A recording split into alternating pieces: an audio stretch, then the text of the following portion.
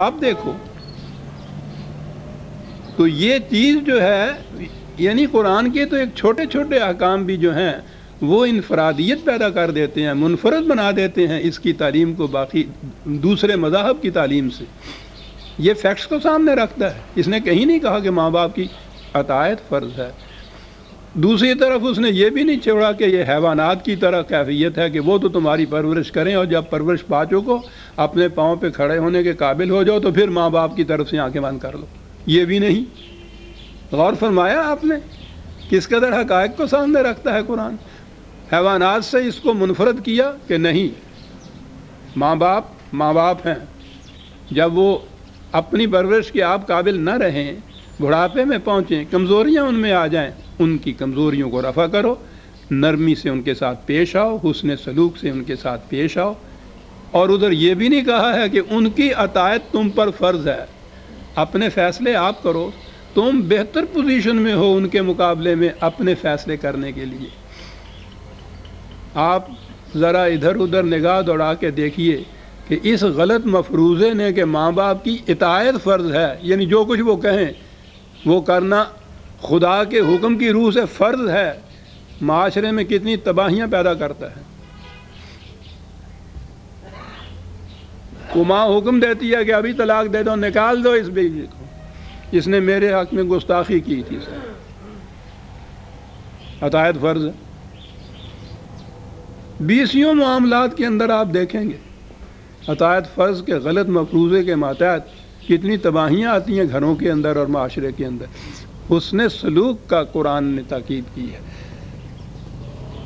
کہا ذرا دیکھو ماں کی ایک ہی چیز ہے جو سامنے وہ لایا ہے، حملتہ امہ کرہا ووضعتہ کرہا وحملہ وفصالہ 30 شہرا۔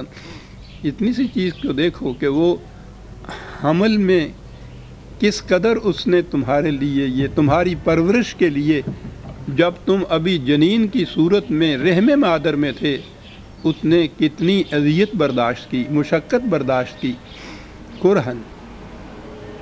پھر اس کے بعد وضع حمل میں دیکھو کتنی، پھر اس کے بعد تمہاری پرورش کے لیے کتنا عرصے تک وہ اپنے خون جگر کو دودھ کی شکل میں تبدیل کر کے تمہاری پرورش کرتی رہی، اپنے بدن کے حصے کو تمہارے اندر منتقل کرتی چلی گئی۔ یہ کوئی چھوٹی بات نہیں ہے۔ تمہارا تو وجود رہین کرم ہے تمہاری ماں کی ان منازل کا، تو اور نہیں تو کم از کم وہ جسے ہم کہتے ہیں احسان کا بدلہ ہی چکاؤ۔ اس معنی میں احسان کا بدلہ احسان ہی صحیح۔ یہاں ضمناً کہا یہ گیا ہے کہ حمل اور دودھ پلانے کی مدت 30 مہینے وہ ہے۔ یہ دوسرے مقام پر ایک دو جگہ جہاں قانونی نقطہ آیا ہے وہ اس نے دودھ پلانے کے لیے 2 سال مقرر کیے ہیں۔ 24 مہینے وہ ہوئے۔ اب اگر اس میں حمل کے مہینے ملاتے ہیں تو 30 نہیں بنتے، وہ اگر 9 رکھے جائیں تو پہلی چیز تو یہ ہے کہ وہ بھی وہ جو 2 سال قرآن نے کہا ہے وہ لازمی بات نہیں ہے کہ یقینی طور پر 2 سال کے لیے ہی ماں پلائے دودھ، اس سے پہلے دودھ چھڑائے نہیں یا اس سے زیادہ عرصے کے لیے دودھ پلائے نہیں۔ قانونی تقاضا اور ہوتا ہے وہاں، وہ یہ ہے کہ اگر وہ طلاق ہو جائے تو کتنے عرصے تک ماں کی دودھ پلائی جو ہے وہ باپ پر لازم آتی ہے قانوناً۔ تو قانونی حد وہاں مقرر کی گئی ہے، یہ نہیں ہے کہ وہ 2 ہی سال کا عرصہ ہے، نہ اس سے کم نہ اس سے زیادہ۔ اب 2 ہی سال اگر وہ لیے جائے تو یہاں بھی جو کرہن کی بات ہے نا، قرآن نے دوسرے مقام پہ یہ کہا ہے 7/199 کہ حمل خفیف ہوتا ہے پہلے، پھر حمل ثقیل ہوتا ہے۔ خفیف وہ ہوتا ہے کہ وہ حمل تو ہوتا ہے لیکن ابھی وہ بوجھل نہیں ہوتا، اس میں کچھ مشقت نہیں ہوتی، عام کام کاج عورت کرتی رہتی ہے، تو وہ قریباً 3 مہینے تک ہوتا ہے۔ وہ اس کے بعد پھر وہ ثقیل ہوتا ہے، بوجھل ہو جاتا ہے، وہاں کرہن کی بات آ جاتی ہے۔ عجیب چیز ہے قرآن کا ایک ایک لفظ جو ہے جہاں سے قرآن شروع ہوتا ہے حمل، اور وہاں سے اس نے مدت مقرر کی ہے، وہ 6 مہینے کی مدت ہوتی ہے۔ تو 6 مہینے اگر 2 سال ادھر کے لے لیے جائیں تو 30 مہینے یوں بھی پورے ہو جاتے ہیں۔ ویسے میں نے عرض کیا ہے کہ یہ کوئی قانون قرآن کی روح سے یہ فریضہ نہیں ہے کہ 2 ہی سال کے لیے دودھ پلایا جائے، نہ اس سے کم یا اس سے زیادہ کیا جائے۔ بات اس سے کہیے کہ تم اور کچھ نہیں تو اپنی ماں کے ان مراحل کو ہی اپنے سامنے رکھو، پہلے کس قدر مشقت اٹھائی اس نے، اور اس کے بعد تمہاری پرورش 2 سال تک تمہاری پرورش اس طرح سے کرتی رہی اپنے خون جگر سے، اور تم پھر بڑھ پھول کے ایسے ہو گئے سب۔ اور اس کے بعد پھر اس کی صورت آ گئی، جب میں نے عرض کیا ہے نا کہ عطایت والی بات نہیں ہے، حتی اذا بلغ اشدہ و بلغ 40 سنۃ، پھر وہ جوانی کی عمر کو پہنچا اور آہستہ آہستہ اس نے تجربات کے بعد پختگی حاصل کر لی، کچھ 40 سال کی عمر تک۔ اب وہ پختہ ہو گیا ہے اپنے معاملات کے حل کرنے کے لیے۔ قال رب اوزعنی ان اشکر نعمتک التی انعمت علی وعلی والدی، پھر وہ ہے جو سعادت مند بچہ ہے، خدا پرست بچہ ہے، وہ خدا سے دعا کرتا ہے کہ یا اللہ مجھے توفیق عطا فرما کہ میں وہ نعمتیں جو تو نے مجھ پر وارد کی یا میرے ماں باپ کو جن سے نوازا تھا، میں ان کا شکر ادا کر سکوں۔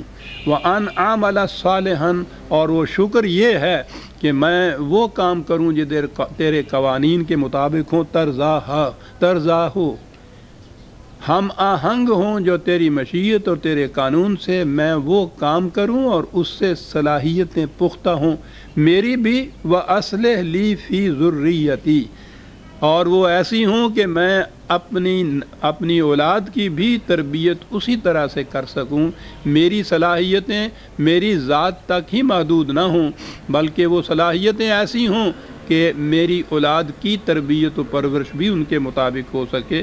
انی تبتو علیک و انی من المسلمین، میں ہر معاملے میں تیری طرف رجوع کرتا ہوں، تیرے قانون کی طرف، تیری کتاب کی طرف، کہ وہاں سے مجھے رہنمائی ملے، وہاں سے مجھے حکم ملے تو میں اس کے مطابق عمل کروں اور زندگی گزاروں۔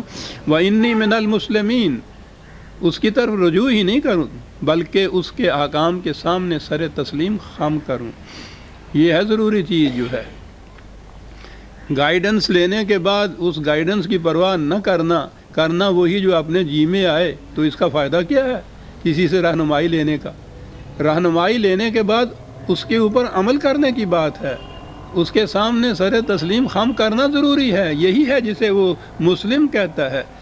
تو وہ یہ خدا سے پھر دعا مانگتا ہے، اولئک الذین نتقبل عنہم احسن ما عملوا، یہ وہ لوگ ہیں کہ ان کے حسن عمل کو ہم شرف قبولیت بخشتے ہیں۔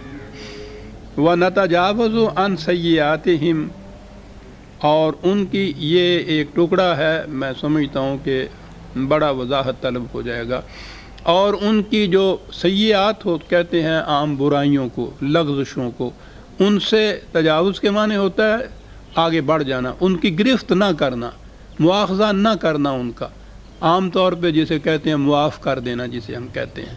پہلے میں یہ کہوں کہ فی اصحاب الجنت، یہ لوگ ہیں اصحاب الجنت میں۔ یہاں یہ ٹکڑا آیا کہ ان کے حسن عمل کو تو ہم قبولیت کا شرط بچتے ہیں، اور ان کی سیئات کو، برائیوں کو، لغزشوں کو عام الفاظ جو ہیں معاف کر دیتے ہیں۔ ہمارے ذہنوں کے اندر یہ جو معافی کا تصور ہے یہ بڑا تباہ کن ہے۔ بخشش خدا کی طرف سے، معافی خدا کی طرف سے، شفاعت اس کے رسول کی طرف سے، تو پھر اس کے بعد جرائم اور گناہوں کا جو بوجھ ہے اس کا تو تصور ہی باقی نہیں رہتا۔ جو جی میں آئے کرو۔ اب یہ دیکھیے یہاں بھی خدا نے کہا ہے کہ ہم ان کو معاف کر دیتے ہیں ان کی سیئات کو۔ بحیث مجموعی جب قرآن کا تصور سامنے لایا جائے وہ مکافات عمل کا تصور ہے۔ مکافات عمل کے معنی ہیں انسان کا ہر کام، ہر عمل ایک نتیجہ پیدا کرتا ہے۔ اس میں معافی اور بخشش کا سوال نہیں، یہ تو قانون کی چیز ہے۔ ہر عمل انسان کا ایک نتیجہ پیدا کرتا ہے، حتیٰ کہ اس کے نگاہ کی